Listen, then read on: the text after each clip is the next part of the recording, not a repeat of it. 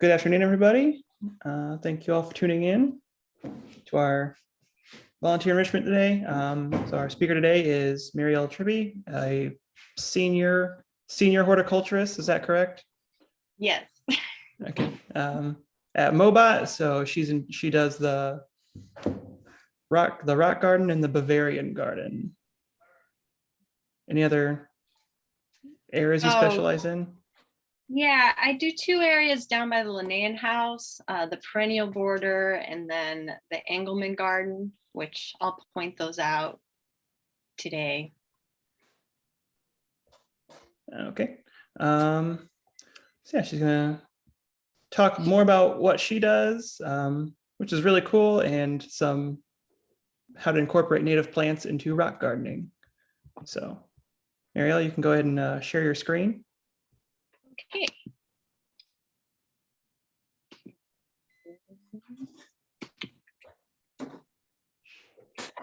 And I will, everyone will be muted as we go. If you have questions, just go ahead and drop them in the chat box and we'll do them afterward. Cool. Mariel, the floor is yours.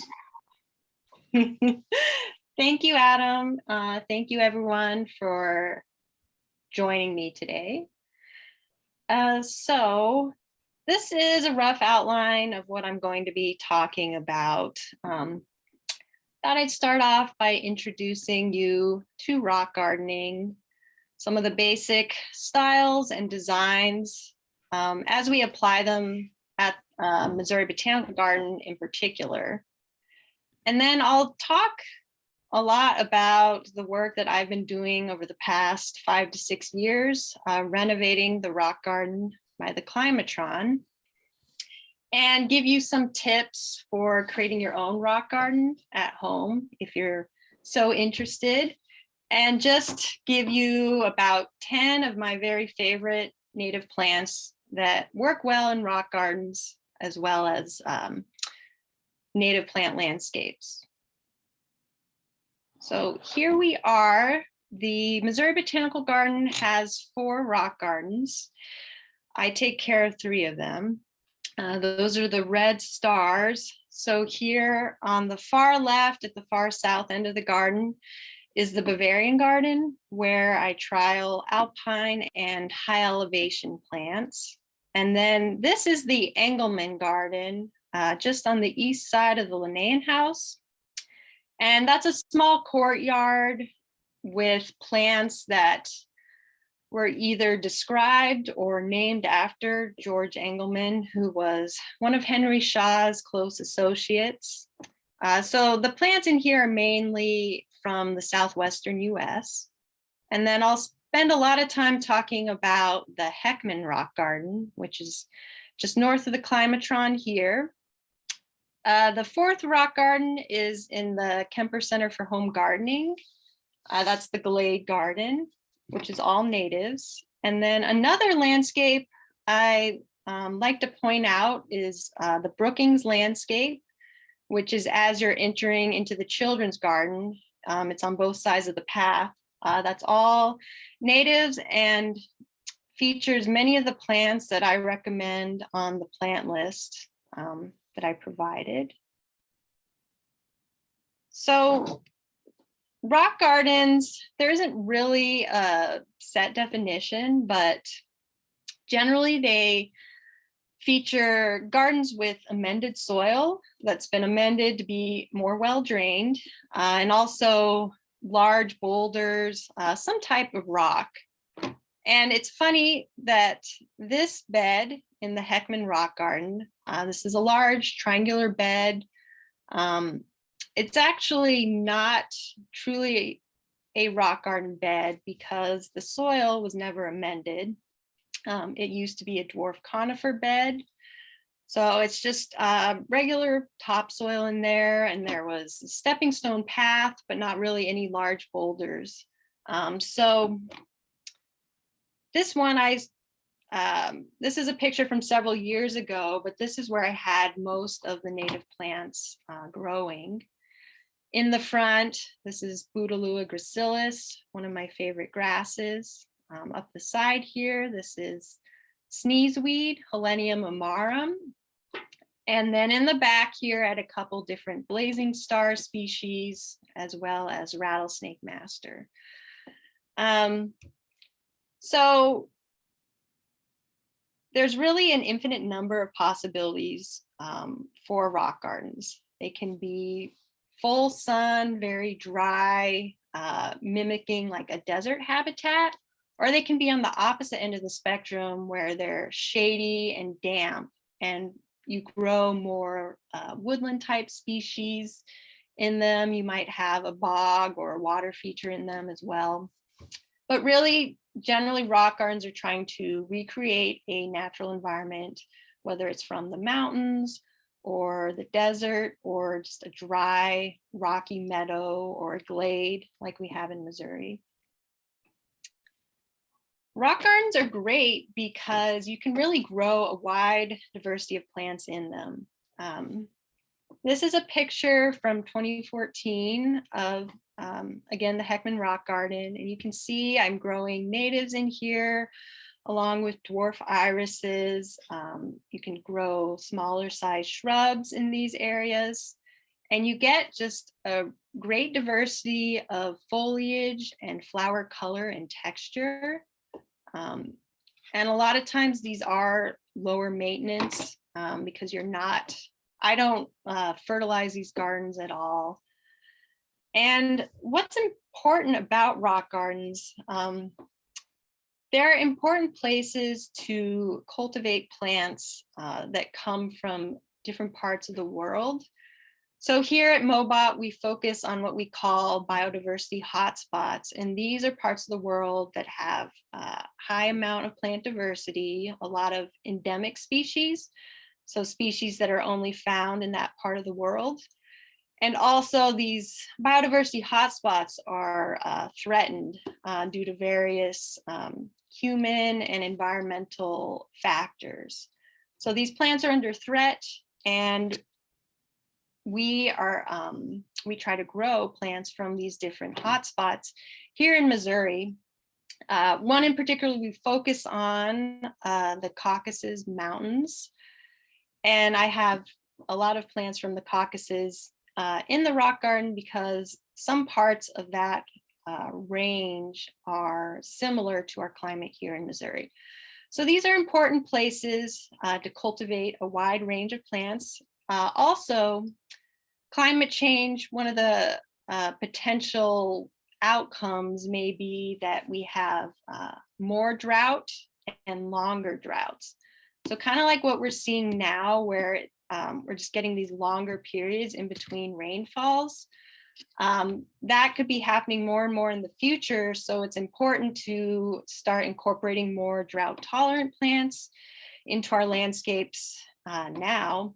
And natives, a lot of natives are drought tolerant. So it makes sense to be growing natives, and also to, if you can, think about adding rock garden as well. And it makes sense for like any part of the country, really. So the basic unit, I think of a rock garden is this raised bed or berm where you pile up amended soil and then use boulders to create a border to support that soil, and also to add some aesthetic appeal. And what this does is, by raising the soil up, you're creating more drainage for the plants. It also gives you more planting area. So you can plant on top of the berm and also along the sides and in between the boulders. And there's the potential to create microclimates for your plants. You know, on the north side, you might be able to plant something that would like a little bit cooler conditions and more shade. And on the same token, you could plant something on the south side that wants really hot, full sun. So this is the Bavarian garden. And I think of this as a pretty formal layout for a rock garden. It's a series of terraces bordered by these large boulders. It's formal, but it's also very naturalistic. These boulders are carefully matched with one another, and the horizontal lines are interrupted with these taller boulders. So it's an interesting mix. Bavarian garden is very rock-centric, and particularly because I'm growing small alpines and pseudo-alpines in this garden, visitors will often only notice the rocks as they go through. And it's very beautiful, but the plants can get lost in here. So it's very rock-centric, and what we have in here is mostly weathered limestone with a little bit of weathered sandstone. This garden was put in, started in 2012, finished in 2013, right when I started at the garden. And I actually helped to plant first plants in here in 2014. So I've been taking care of it pretty much since it was created. So in contrast to the Bavarian garden, in the Heckman Rock Garden, this is one of the beds that I recently renovated. I've been doing sort of the opposite. And I didn't create these defined terraces, but I used boulders, singly or in small groupings to highlight the rocks, but also use them in a functional way to support the soil berms. And it looks really sparse, particularly since this was newly planted, but I think it balances the plants and the rocks better. And you can really appreciate the features of individual rocks and the rocks and plants together. So the Heckman Rock Garden, it was built in 1982, and I started taking care of it at the end of 2015.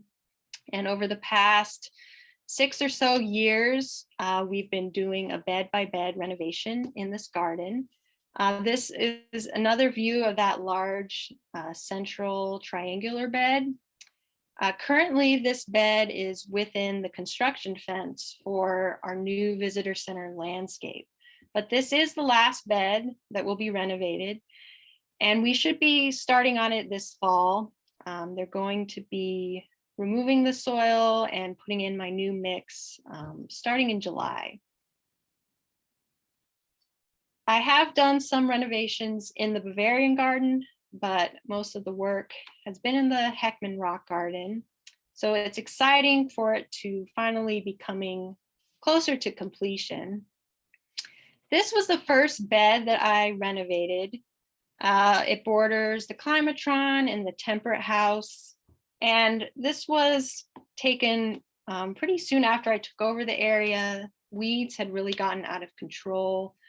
The soil had also compacted over time, and it was full of all those weed seeds. The drainage had really declined.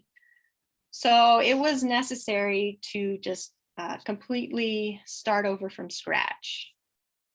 And this was the one we started with in fall of 2016. So the first step for this bed was to remove all the plants. I did save quite a few of them to replant. Next, we removed the soil. It was very difficult in here because half of this bed over here is just right on top of the roof to the boiler room. There's a tunnel under here.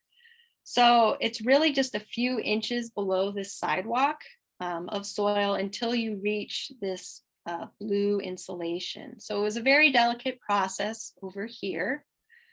I did leave soil on the back edge of the bed because my original plan was to replant a arborvitae hedge like I have here. I've since changed that to more of a mixed shrub border. And the reason for it is just to try and screen out some of the equipment that is for the climatron. So after we removed all the soil and plants, we added in drainage to try and move water off of the roof.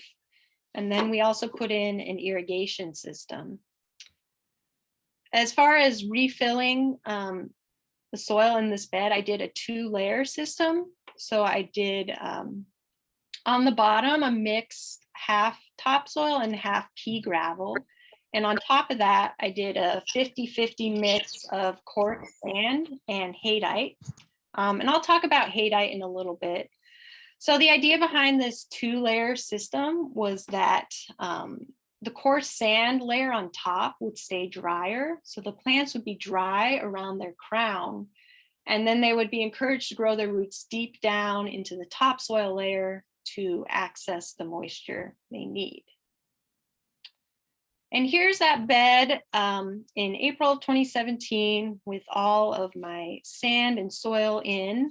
The next step was to add back in the boulders and the pathway.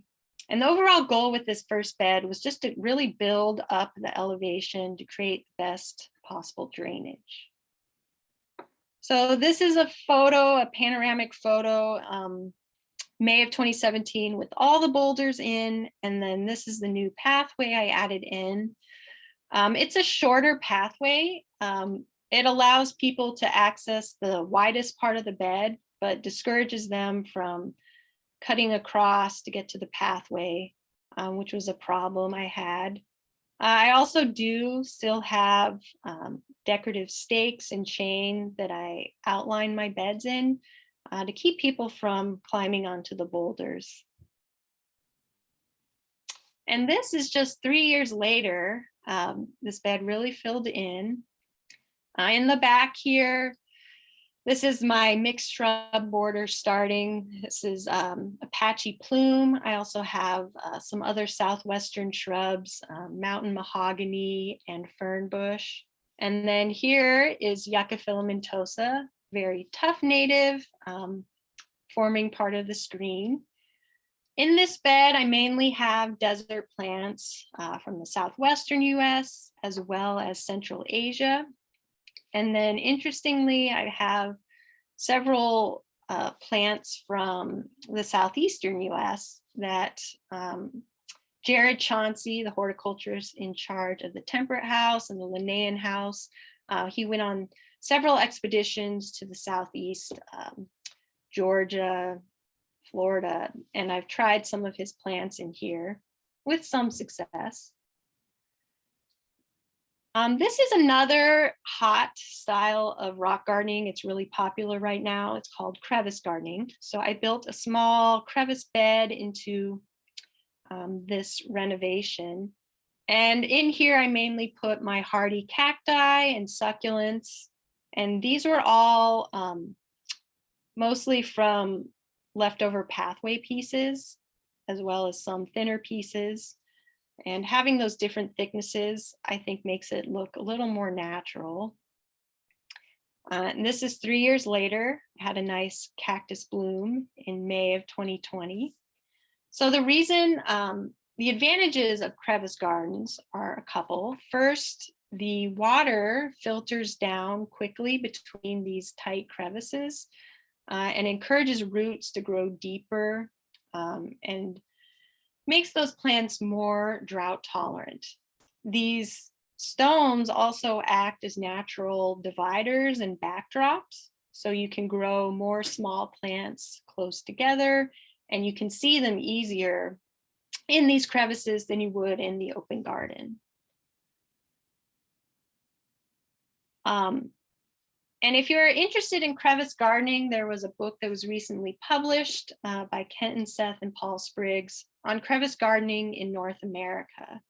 The style started with Czech rock gardeners, and it is inspired by these type of formations you would see out in nature. This is another crevice, I call it an outcrop, that I made when we were renovating the next bed. It was a large pathway stone that started to split horizontally as we moved it. So it made a very natural crevice. And there's a lot of different ways to do crevice gardens. This is one I saw at Denver Botanic Gardens using very rounded boulders, which I thought looked really nice. So this second bed I renovated We completed it in March of 2018 using those similar layers of soil. This one had a smaller size of haydite. And I also used an additional type of rock, really a deposit called tufa. Tufa is a very porous calcium carbonate deposit that plants can actually grow their roots into. So I've done some experimenting in this bed with planting near and actually on the tufa with plants. And this is the bottom of that same bed with another style of rock gardening that I'm just kind of starting here called a scree. And screes can be either flat or along a slope, but it's basically different sizes of broken up pieces of rock meant to recreate like a rock slide that you would see out in the mountains. These are very unstable environments for plants to grow in, but there are a lot of plants that are adapted to this. So if you think about any type of plant that when it breaks off a piece, it would, so when there's a rock slide, that plant, it would break off a piece, just maybe a piece of the stem, and that would just tumble down the slope, but that stem piece would be able to root in. So those plants are adapted to that kind of unstable environment. And so I think it was this rock that as we were moving it, it started breaking apart. So I started getting all these small pieces and I just added to that. And I've really filled this in a lot more over time. This is another section of scree that I did in the most recent bed renovation that I completed last year. So now, a few tips if you're interested in creating a rock garden at home. Generally, rock gardens are in full sun, but afternoon shade is very helpful, particularly in our climate in the summertime. So if you're starting from scratch, I would choose an area that is already full sun and naturally drier. South facing is best, but if you're interested in growing plants from cooler areas, maybe more to the north, a north facing or east facing rock garden can work as well. So I'm going to show the process here of creating that berm. This was an area of the Bavarian garden that when I started had been left kind of unfinished. So I think the best way to start a rock garden, if you have the flat area like this, is to berm up the soil.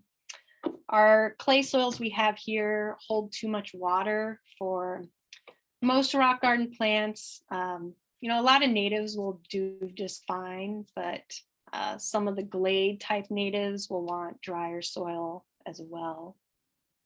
So the process for building this berm was first getting these boulders to kind of outline the area to support the soil and also to add some aesthetic appeal. This again is weathered limestone, and we get our rock from a place called Semco down south in Perryville. It's very expensive to purchase rock, so I recommend using what you already have in your yard or what people in your neighborhood might be trying to give away. And for the best look, the most natural look, stick with one type of rock. And when you berm up your amended soil, you want to bury boulders at least a third to halfway deep. You really want to avoid leaving boulders just sitting on top of the soil. It just doesn't look very natural, and it's not really adding any function to the garden. In terms of what you can use to amend soil, coarse sand, pea gravel, and haydite are all good amendments. We get mixes made for us by St. Louis Composting. But you can make your own type of mix. And so those mixes that I was using in the rock garden, they've all been inorganic on the top layer. meaning there's no organic material. It was just coarse sand and haydite. But for this next bed that I'm going to renovate, I'm actually going to go back to some organic material. So I'm going to be using a mix with a little bit of topsoil, pine fines, which is shredded pine bark, and then 2 different sizes of limestone gravel. So it'll be a very, still a very light mix that I'm hoping to grow more dry meadow steppe plants in. So this is haydite. Haydite is an expanded shale product. So if you think of perlite, it's kind of similar. It's light, it's porous, it adds drainage to the soil, but also holds on to a little bit of nutrients for the plants. So I will mix haydite into mixes, and I'll also use it as a mulch. So mulching with some type of smaller gravel is recommended. It helps to keeps down weeds, of course. It also helps to keep the crown of the plant a little bit drier, because often these plants, if they get too wet, they'll rot just right around the crown. So an even easier way to start, if you're just interested in experimenting, is to use troughs, or really any type of large container. And what this allows you to do is to create a very small amount of well-drained soil mix. And then you can use smaller rocks you might have around to create a miniature landscape and showcase these smaller plants in troughs. And this trough I made 8 years ago out of hypertufa. You can look online and find lots of different recipes for hypertufa. For this one, we used Portland cement, peat moss, and perlite. So they're pretty light, but they're very sturdy. This one has been outside for 8 years, and it's lasted through all those winters. Oops. Okay, so the other advantage of troughs, it allows you to showcase these smaller plants that might get lost in a larger bed, and you can see them up close. You can also berm the soil up in these troughs to create even more interest and drainage. Troughs are great if you don't have a home. They can go out on decks and balconies. This is my trough on a balcony where I used to live, and I just keep it very simply planted with hardy succulents, hens and chicks, and orostachys. And this is a large concrete trough that I have in the Engelman garden. And I tried,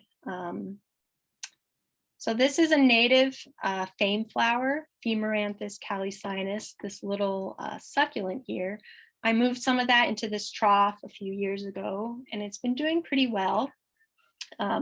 It's survived over the winter in this trough. The other cacti and succulents in here I do take out, but I leave this in, and it allows people to see this a little bit more up close. So one of the challenges you might face if you are berming up or rock gardening on a slope is washout, particularly in the first couple seasons, because we are getting more of those torrential rainstorms. Your well-drained mix might wash out. It's still a problem in the rock garden. I will get washouts, but what you can do is you can use rocks to, I line the sidewalk here with rock to direct the flow out of the bed. And I also use rocks to break up the flow of water and try and slow it down. Plants also work really well. And over time, as your garden starts to fill in and you have more plants, those roots will really hold on to the soil, and washout won't be as much of a problem. So now onto the plants, my favorite part. And so I did send you all a plant list, and everything on there I've pretty much grown either in the rock garden, or it's growing here at Mobot, or I've grown it in my own home garden. So starting off with wild petunia, Ruellia humilis. This one is great because it takes a wide variety of different conditions, wetter areas, drier areas, full sun, part shade. It's also very compact, less than a foot tall when it's flowering, blooms throughout the summer. It's just started here.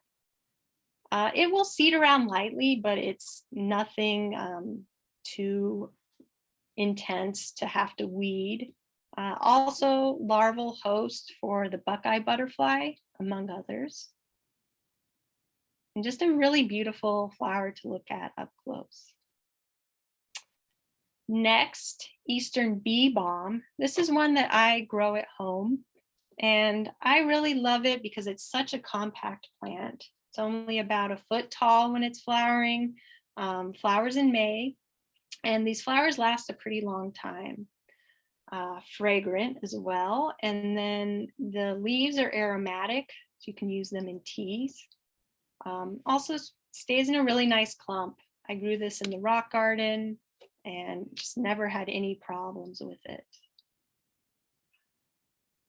Next, prairie onion, Allium stellatum. This one blooms later in summer, July to September, about 1.5 feet tall in flower. It will seed around in your landscape, so you can always deadhead if you want to control that. But really nice for late summer bloom. And then here there's just a few flowers. This is blue sage, Salvia azurea, which makes a nice combination with the onion. One of my favorite genera is penstemon, the beard tongues. And this is probably my favorite native penstemon, Penstemon cobea. Just such a large, beautiful flower, looks like a mouth. What I think is really interesting about penstemon, they're the largest genus of flowering plants endemic to North America. And a lot of them grow in rocky environments, so they work well in rock gardens. This one was growing, looks nice with prickly pear and also this evening primrose, another native that is actually, I don't recommend it unless you have like a hell strip or somewhere where you can really keep it controlled, because this spread quite a lot for me. So this penstemon, it does have a tendency to flop when it's blooming. So if you can grow it close to other perennials to offer support, that's beneficial. This is my favorite evening primrose, Oenothera macrocarpa, just such large, beautiful flowers, open. They open the night before and they're open early in the morning. And main blooms from May into August. They do have kind of a sprawling habit, so they're good if you're growing them as a ground cover, kind of over a wall. I also find the buds to be interesting. Sometimes they have pink spots on them, and then the winged seed pods I like as well. And also the foliage, kind of shiny, silvery foliage is nice. So there's so many different blazing stars, and most of them work well in rock gardens. Liatris scariosa, it's a little bit large for a rock garden, but I had to include it because it's just such a great butterfly magnet. Nice for a late bloom, usually starts in August, goes into October, and it's pretty tall. It's about 4 feet tall when it blooms, and it would tend to flop unless you've got it in a pretty dry area. So if you can grow it with taller perennials, that's beneficial. This one does seed around a lot, and it has a little bulb, so you need to dig it out if you get the seedlings. But definitely one to add, as well as the other species like Aspera. I also have Liatris cylindracea, which I like. But if you are looking for like a hardy agave type look, then Manfreda virginica is great. So it gives you the look of like a desert agave, but it's hardy here. I've grown this in both the sand mix and also in the unirrigated topsoil. And it's done great in both. The flowers are interesting. They may not be what you call showy, but they're fragrant. And they're starting to bloom right now. And they can get pretty tall, up to 5 feet. Here it is growing with Rocky Mountain bee plant, Cleome, which is native to farther west from here. But these are, Manfredi are just so vigorous and they're easy to divide. So I've moved them around quite a lot and divided them and just never had any problems. This is one of my favorite Baptisia, Baptisia bracteata. Does well in full sun. It's small, so just about 2 feet tall, and then it has these beautiful creamy white flowers in May. Unfortunately, I had to move this Baptisia and it did not survive in its next location. So hopefully I'll get this one again.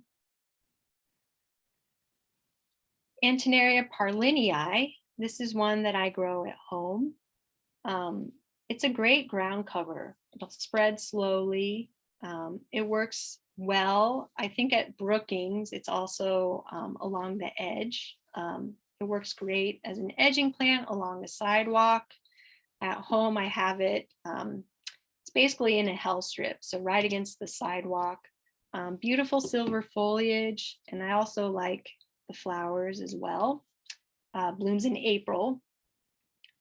So a very tough plant. The one I have at home, it gets really hot, full sun in the afternoon, and it's been doing well.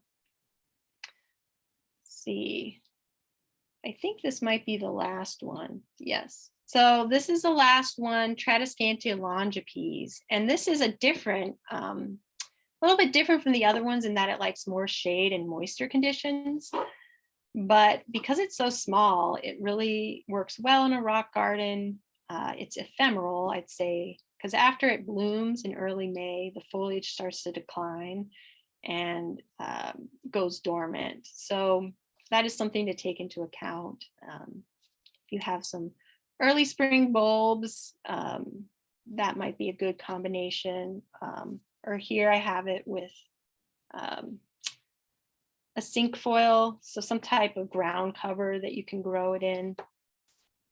But just a very nice Tradescantia. So I will put in a plug for the North American Rock Garden Society. I am on the board, and it's worth joining because they're not only, talking about alpine plants, but they're covering all different ecosystems.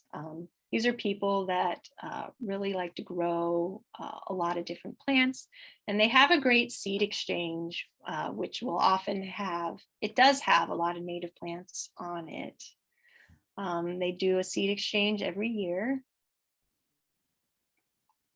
They've also, the past few years, we've been doing these virtual study days, which have been very informative, particularly for me. This last one on meadows was great because I'm planning to do a dry meadow for this next bed renovation.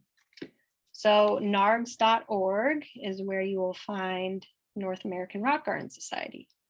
So thank you all so much for your attention. I'll leave you with this final image of the bed when it was looking really nice with Asclepias tuberosa blooming there. So, and also here's my email address if you have questions later. Thank you.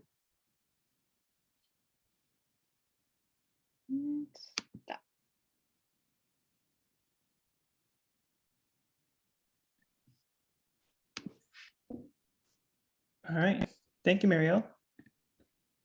If there's any questions, you can now unmute yourself and ask, or put them in the chat. Now I'll read them off. I know we have at least one. From Jack, are there any other hardy succulents other than hens and chicks you can leave out all year round? Yes. So the one I mentioned, it's called dunce caps, Orostachys. There's a couple different species.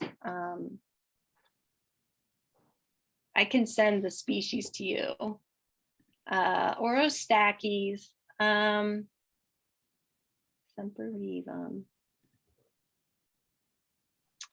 I mean, technically cacti are succulents. So like I leave prickly pears out. There's the 5 species that are native to Missouri, or Opuntia. I'd have to look at what I have. Opuntia fragilis, I think, is one that I would be hardy. And then also like the small barrel succulents, Echinocerius, barrel cactus, Echinocerius. I can send what I have out in the rock garden. Yeah.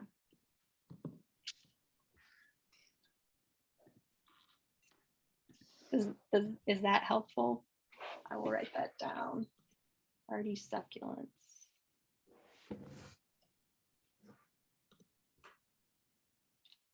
And the Femoranthes, that goes dormant. So it has stayed in the trough for at least one winter. It doesn't really have a presence over winter like sempervivum, like the hens and chicks would, but it does survive in a trough. So that's also a succulent. Yeah, we have some in a bowl that just sits outside year round. I think it was outside. Allison, was it outside over winter? Yeah.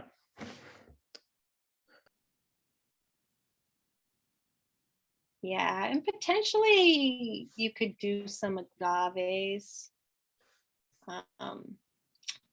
I usually like group all my succulents like kind of in a protected spot, just so they don't freeze, the pot doesn't freeze. But if you have a large enough container, then it would be fine.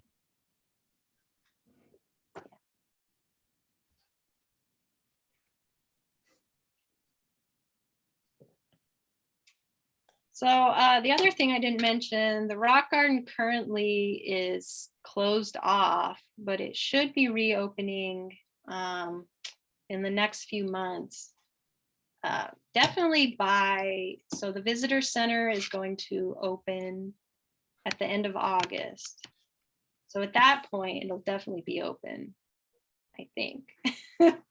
But if you are interested in coming to see it in the next few months, and you can just let me know in advance, I can tour you around, or any of the other gardens if you're interested as well.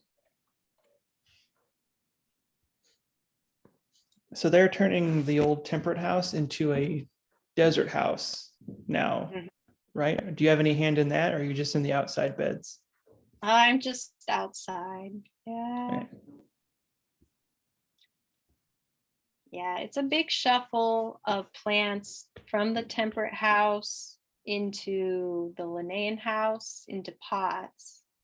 And then also plants will be moving into the new Mediterranean house, which is attached to the new visitor center. And then, so the temperate house is definitely still going to be closed for the rest of this year.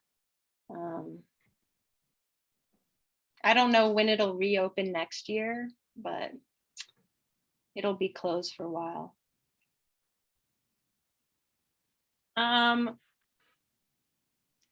So you got some thank yous, especially with the step-by-step how to construct a bed. That's really cool. Question from Cindy: does a rock garden need the same amount of water as a soil garden, assuming identical plants? It doesn't. So what you want to do is just to water your plants regularly after you plant them, just to establish them. And then after that, like after that first season, they should be able to just go on what rainfall we get. So all the rock garden beds have irrigation. The ones that I finished have irrigation installed, but I don't really use it, only in extreme cases. I will do some hand watering, but I really try to keep those dry. So you really shouldn't be watering them as much as a regular garden.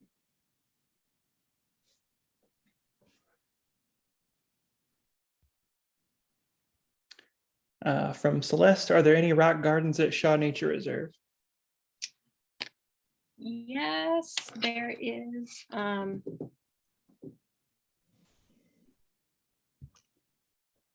know like Whitmire has that glady garden thing. James, chime in on that? Yes, so out at Shaw, one of the first iterations that Scott Woodbury, the manager who just retired out there, he did what he was attempting to try and do a glade garden space, and it turned into more of a kind of a gravelly prairie space, and that's down on the lower levels of the wildflower garden. But then after that, he in one of the upper terraces of the garden, he put in a what he calls the rock garden, and it is very much more of a glade community where he has large boulders there and a gravel infill in between, but it still has some pretty decent soil in it. And I think he had underlayers of that, if I recall correctly, like weed barrier, and then with soil and like gravel on top of that to try and kind of mimic a glade habitat. But it's still pretty healthy soil considering. So some of the glade plants still get pretty large in that space. But it's a very nice space, especially in spring, you know, when a lot of our late spring, when a lot of our Missouri native glade species are blooming.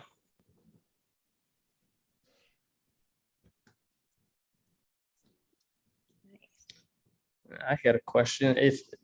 So when Janet, who takes care of like the native plant garden there at the main campus of Mobot, whenever they were redoing like the kind of like old glade garden, did you have any hand in like helping her design that at all, or the way they have it set up now? No, so I think they did the glade probably in like 2015 or so. So it was a different horticulturist at that time. Gotcha. No, I didn't have any hand in it. But also like the prairie garden that is at the base of that hill where the glade is, that Janet has renovated that whole area like over the past, I think, 3 years, and it's just been finished. So there's lots of new native plants in there. So it's definitely worth checking out. It's a really nice place to see a lot of native plants all together and like nicely labeled as well.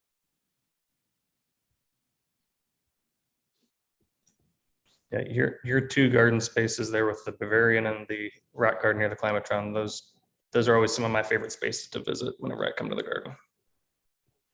Thank you.